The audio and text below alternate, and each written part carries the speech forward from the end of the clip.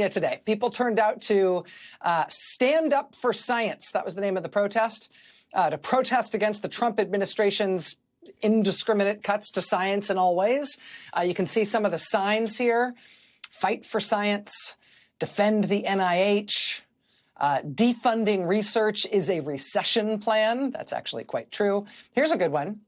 Quote, budget cuts create all kinds of trouble. I had to look that up. Alkynes, A-L-K-Y-N-E-S, alkynes are organic molecules made of the functional group carbon-carbon triple bonds. They are unsaturated hydrocarbons.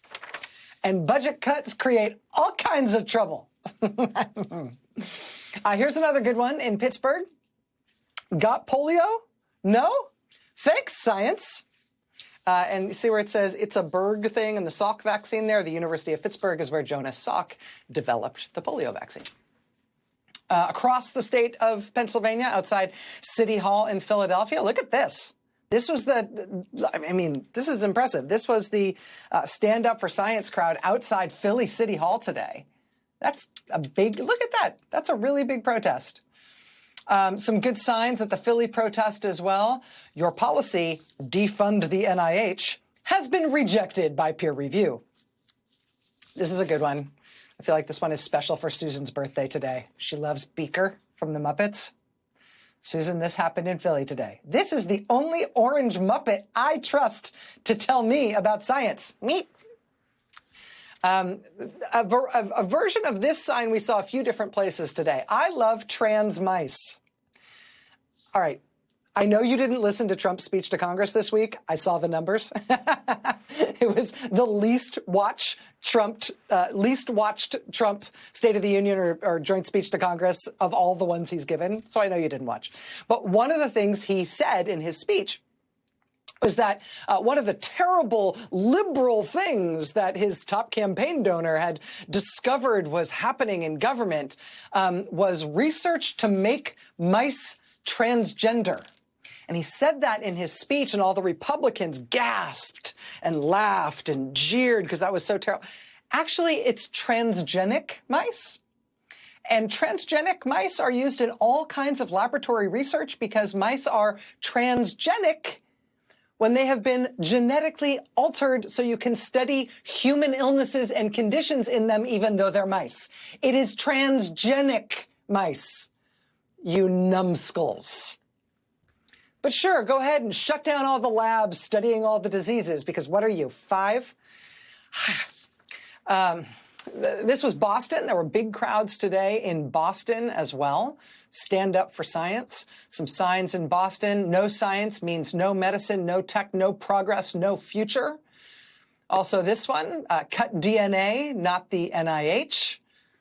Genetics research and experimentation. Of course, because it's Boston, there's a Dunkin' Donuts sign. America runs on science.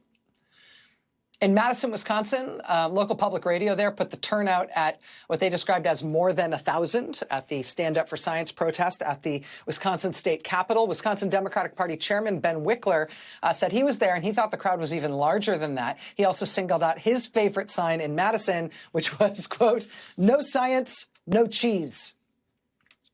It's Wisconsin. Really, really big crowd turned out in New York City at Washington Square Park to protest against Trump's cuts to science. Look at that. Cold day, cold, windy day today in New York City. 9 out of 10 preventable diseases prefer the GOP. Every disaster movie begins with a politician ignoring science. See the one on the left there? It was a cold, miserable Chicago winter day today in the Windy City, but people turned out in big numbers in Chicago as well to protest. In addition to all the scientists and supporters and regular people who showed up, they also got some high-level representation from their members of Congress, including Senator Dick Durbin and Congresswoman Jan Schakowsky. In Atlanta, there were big crowds in Atlanta at Liberty Plaza. Atlanta, of course, is home to the CDC, which Trump has whacked with big cuts and huge numbers of firings. People turned out in the South, in Little Rock, Arkansas, on the state capitol steps. Stand up for science.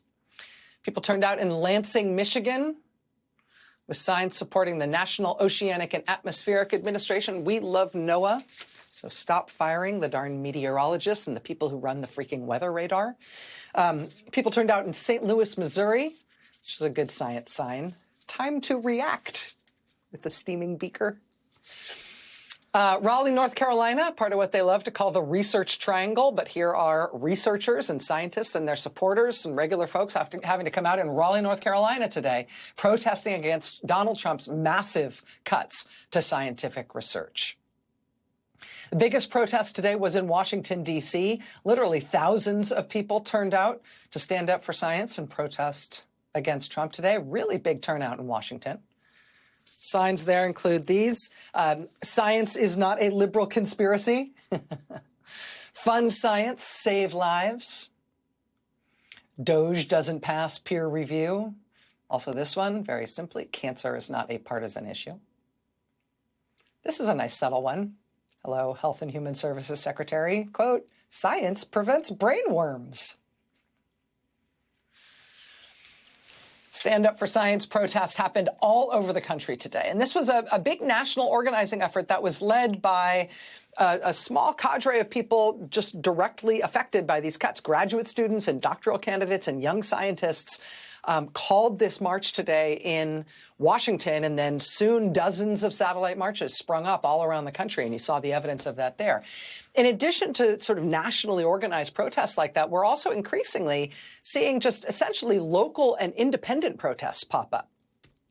Protests coming together in individual cities. Like this big protest yesterday in Trenton, New Jersey, people with disabilities and their families and just angry, worried members of the public turning out in Trenton yesterday protesting against the cuts that Trump is planning to Medicaid. Medicaid, among other things, is the primary health insurer for people with disabilities of all ages and all income levels. Medicaid covers tens of millions of people in this country. It covers more than 40% of all births in this country. People turned out in Trenton, New Jersey yesterday to say, don't cut Medicaid. Along the same lines, just an independent single city protest, there was this protest of worried, angry local folks in Nashville, Tennessee. Came out yesterday to protest, to defend Social Security, just right outside their local Social Security office in Nashville.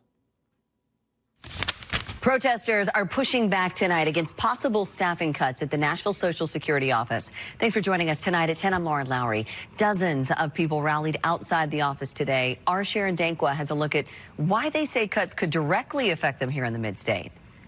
No closures, no cuts, protect SSA. Today, we're gathered here not just as individuals, but as a community of people who understand the vital role that Social Security plays in so many lives. Resources provided in this building, Jennifer Brinkman says so many could be taken for granted. I know firsthand how essential these offices are, especially this office right here. When my significant other, Greg, was diagnosed with cancer and could no longer work, we turned to this office for help. So when she heard the Department of Government Efficiency could cut Social Security staffing nationwide by 50%, she organized this rally. Our money we paid, hands off of SSA. I was in Nashville, Tennessee yesterday, some local coverage of that local protest standing up for Social Security.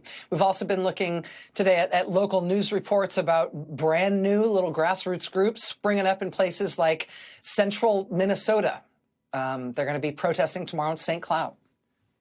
Another one expected from a coalition of small local groups in Muskegon, Michigan this weekend.